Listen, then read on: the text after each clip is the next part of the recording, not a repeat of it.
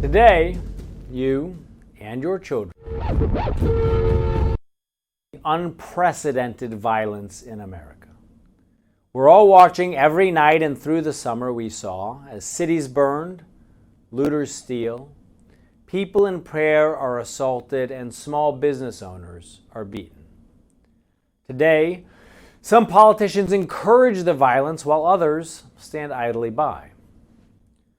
There used to be a time in America when leaders went to the front lines. On April 4th, 1968, Martin Luther King was shot and killed in Memphis, Tennessee. Senator Robert Kennedy, then running for president, was scheduled to speak in Indiana that night. Some of his aides urged him to skip the appearance. His safety, they said, could not be guaranteed. RFK went anyway, and this is what he said. Martin Luther King was shot and was killed tonight in Memphis.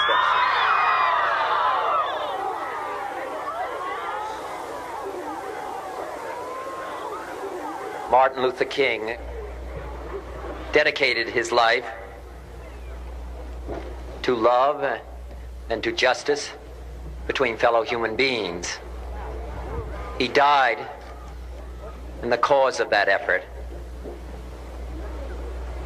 In this difficult day, in this difficult time for the United States, it's perhaps well to ask what kind of a nation we are and what direction we want to move in. For those of you who are black, considering the evidence evidently is that there were white people who were responsible, you can be filled with bitterness and with hatred and a desire for revenge. We can move in that direction as a country, in greater polarization, black people amongst blacks and white amongst whites, filled with hatred toward one another. Or we can make an effort, as Martin Luther King did, to understand and to comprehend and replace that violence, that stain of bloodshed that is spread across our land, with an effort to understand, compassion, and love. Robert Kennedy spoke that night as an American who told his fellow Americans the truth. It was a hard truth, but he told it with compassion, with respect, and with the wisdom that had come to him from the depths of his own loss. There was rioting that night in America, but none in Indiana.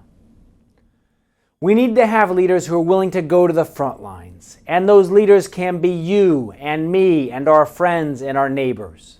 Not every leader needs to stand on a platform, but all good and sustained leadership does take courage and compassion.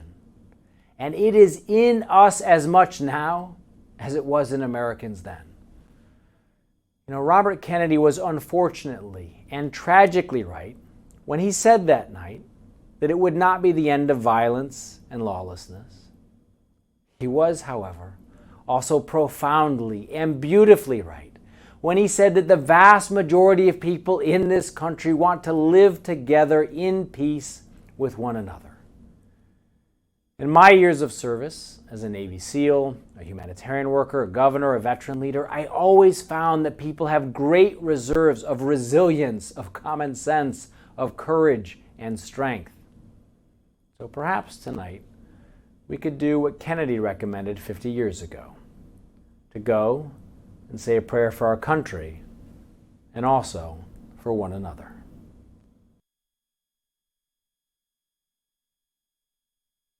And now it's time to pay tribute.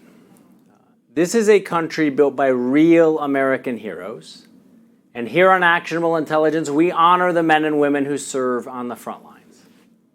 We share stories of courage and sacrifice, of sons and daughters, mothers and fathers, friends and neighbors.